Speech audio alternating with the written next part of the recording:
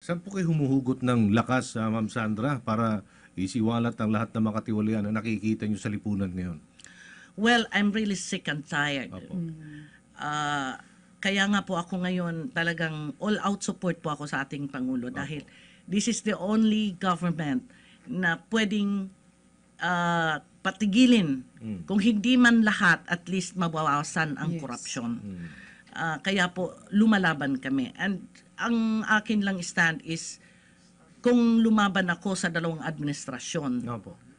bakit ngayon hindi pa ako lalaban? I have a friendly government right now, and our group is really bent to protect the administration of Duterte para lang po mabigay ang tunay na pagbabago sa ating bansa. Okay. Nandun na po tayo sa hangaring pagbabago. Isiwalat natin ang katiwalian sa kasalukuyang administrasyon. May tulong namang na ibibigay sa inyo pending dito po sa pagkakapasa ng Whistleblowers Act, Ma'am Sandra. Ako naman Opo. ay binigyan naman po ako ng security ng ating Pangulo. Okay. Yun nga lang, it's my own yung aking ano. Pero at least mayroon ako ng mga police escort. Dahil alam nyo naman po yung nangyari sa akin doon sa Abu Dhabi. Hindi basta-basta ang nababangga ko. It's a drug lord. At dapat trabaho yan ng mga intelligence at ng mga police. But it's just so happen na it's an effortless dahil para lang binagsak lang sa akin ng isang impormasyon na early morning itinawag ko kay Secretary Bongo to inform him na nakita ng isang tao ko sa and confirm na nasa Abu Dhabi noon si Kerwin Espinosa. So immediately po, I was the one who arranged the visas of the 4 officers who went there. Tapos kasi Abu Dhabi, for the information of everybody, na yun, na if you remember, na nung few weeks ago, pinauupo ako ni Dilima because she's asking bakit ako nandun. So ito ngayon isasagutin ko. And for the information of the public and for you, Senadora Laila de Lima, I went there because Abu Dhabi is my second home. Matagal po akong nagtrabaho dyan. That's why I can fully relate to the overseas Filipino workers at alam ko ang layin ng Middle East. Ako ang nagpunta doon sa loob ng kulungan na hindi napuntahan ng ating mga kapulisan because yun ang aking as I said earlier, that's my second home. Miss Sandra, ito po tatanong ko lang. Do you have any personal na galit kay Senator De Lima? Kasi ang dami nagtatanong, talagang pinupukol, siya yung talagang pinupunteriya. Pero, I mean, kayo po ba may personal o talagang sa trabaho lang? Sa trabaho lang. Wala akong personal na galit sa kanya. But, pwede kong ikwento. Po, sige po. Okay. She's a friend when she was when she was with the Commissioner of Human Rights before. Nag-start lang ang gulo namin nung binaboy niya itong napatay na si Makilala. When 2012 nang lumutang si Makilala sa akin, I brought him to the office of Senator De Lima when she was then the Secretary of Justice.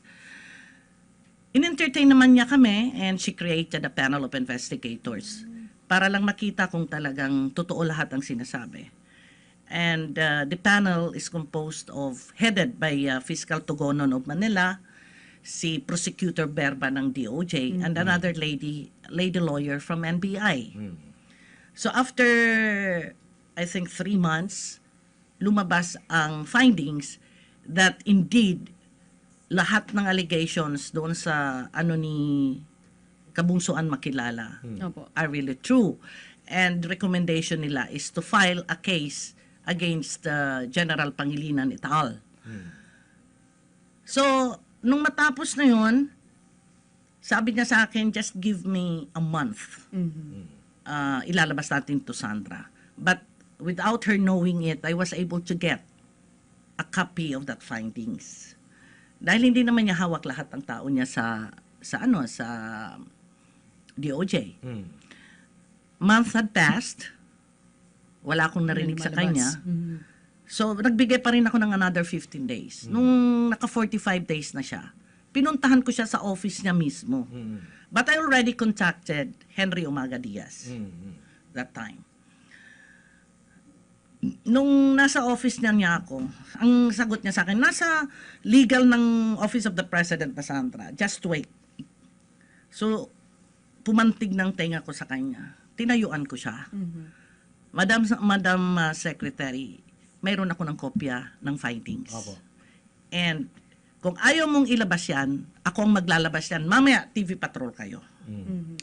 So, bigla siyang tumayo. You know how her antics is. That's fake. That's,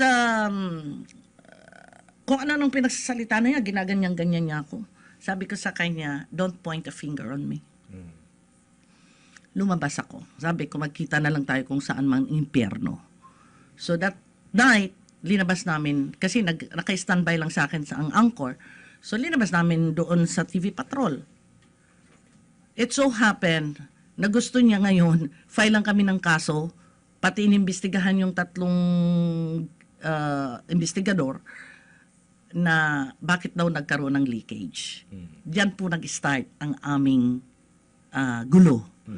And then, because I've been very vocal, somebody from the inside, from her own office, had given me that information about Diane, her bodyguard, and the history na lahat. So, nung kanyang commission on appointments na, alam ko matatalo ako because it's a number games. Pero bakit sabi ko sa sinabihan na ako ni Senator Jinggoy, Sandra, matatalo ka dyan, iilan lang kami. Sabi ko, wala naman akong pakialam, basta ilalabas ko to. So I faced the CA, at ang iba pa nga dyan, actually the chairman of that day is no less than the Senate President, si Coco Pimentel. They tried to stop me. Pati si Congressman Fariñas, they tried to bully me. Pero hindi, dumiretso-diretso ako. Because I want the public to know na hindi dapat ito ma-confirm na isang babaeng ito na immoral. Why immoral? Siya, divorsyada. But Ronnie Dayan, her driver bodyguard, is very much married.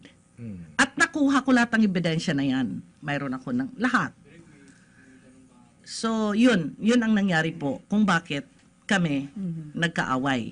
And if you remember, I challenged her inside the Senate to file a case against me so I could have a proper forum about the sex video.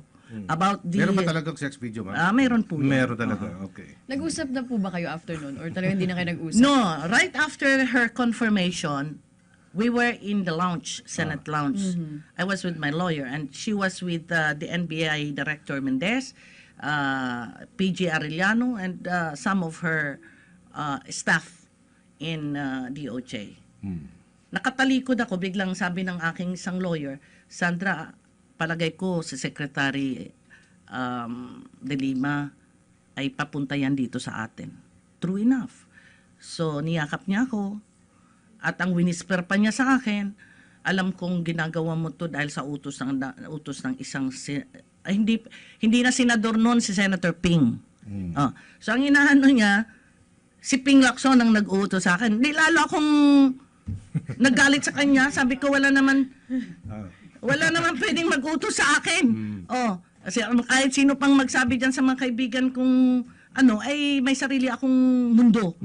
Nobody can hold my neck. Sa pangkalahatan, ma'am, talagang dapat ituloy ang pagbibigay ng proteksyon sa